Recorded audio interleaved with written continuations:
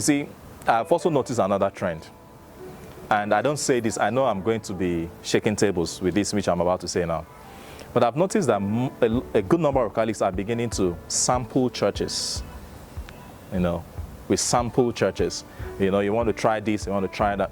Don't get me wrong. I'm not saying only Catholics are making heaven. But here's what I mean.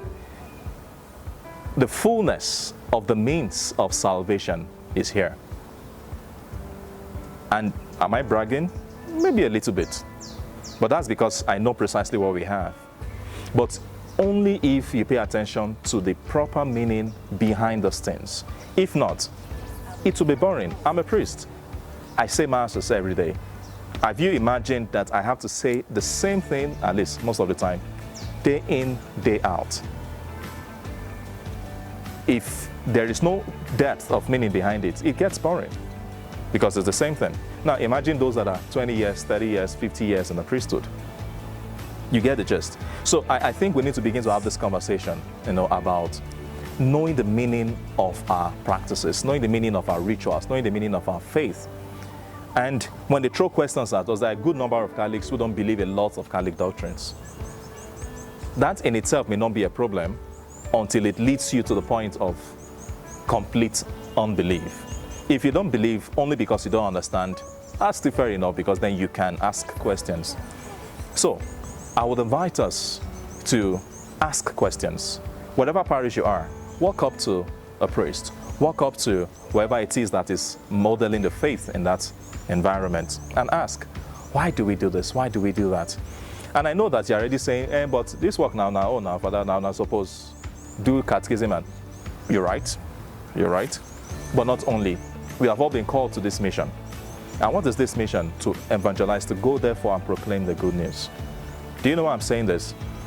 We need to also begin to pay attention to encouraging, even if it's at the level of the laity, serious catechesis on the matters of faith.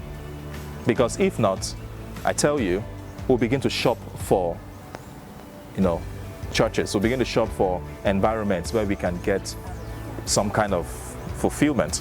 Don't get me wrong, I also know that it is at the point now that, of course, there are many other things that go on in different areas, and there are a few persons I know who are not Catholics that I honestly believe are anointed, are blessed.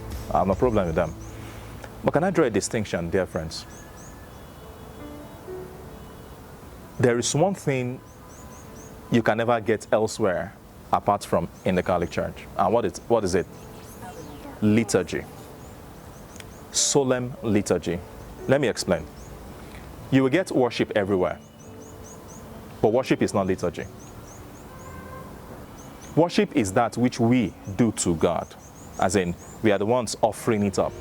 Like St. Paul said in his letter to the Romans, chapter 9, we should offer ourselves as a living sacrifice, right? But with worship, we offer ourselves to God. But with liturgy, it is what God has done that we participate in. I say that again. Worship is that which we do. The point of departure for worship is us. Even though there's a mystery behind it, it is powered by inspiration from the Holy Spirit, I get. But it stems from us. That's why it comes in nuanced forms. Liturgy, which by the way, is all that we'll be doing in heaven at the end of it all, is that which God has done through His Son, Jesus Christ, through the economy of salvation, that we get to participate in. So check it out with everything we have. Check our sacrament. Baptism, for instance. What do we use? Water, white cloth, candles. You know the significances of all of those things? Jesus himself in the river Jordan would be immersed in water, and by so doing, make the water powerful. So, outward signs, inward graces. You see what I mean? But the thing is, when we now have baptism in a liturgical form, it is not because we just invented it. Jesus has done it, so we participate in it. You see why sometimes it looks as though we Catholics are very stringent and strict on certain things?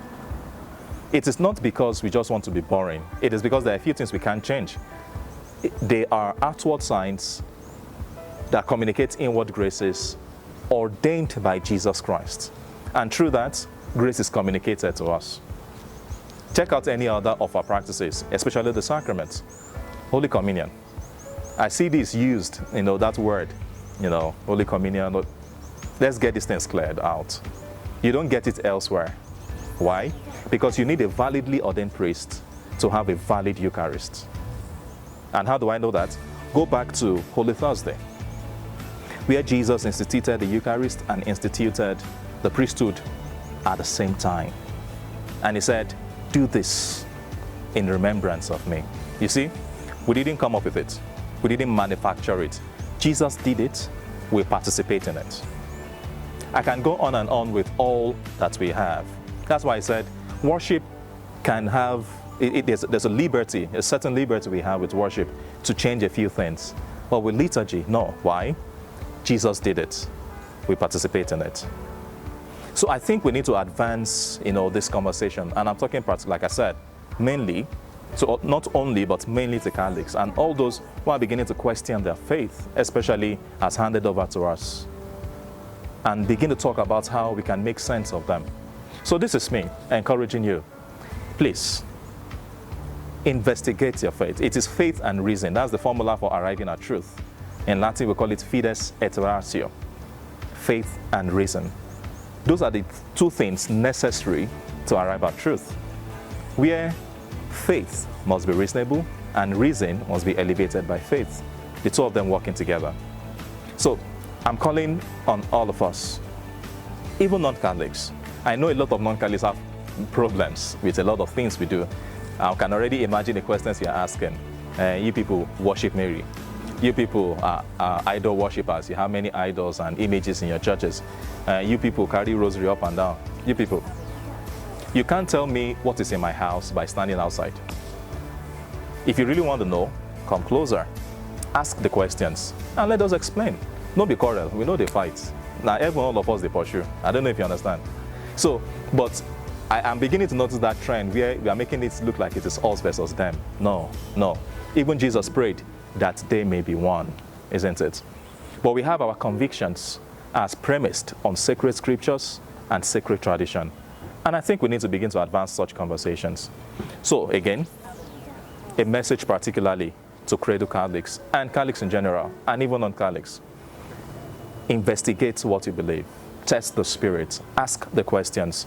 And begin to want to know the meaning behind it. You'll be shocked the depth that is inside the Mass, for instance.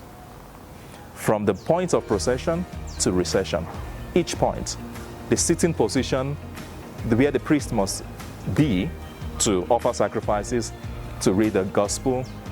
Why do we use incenses? Why would we use thuribles? When it's ordinary time, why do we use just one candle? When it's a feast day, why do we use two? When it's a solemnity, why do we use three? Things like that. They all have meanings. It is when we transform from just the mystery behind worship to the worship of the mystery that it all begins to make sense. So, again, these are the kind of things we do on Moments with Padre Joe. And keep it locked in, subscribe, turn on the notification bells, and let's continue to do this. Thank you.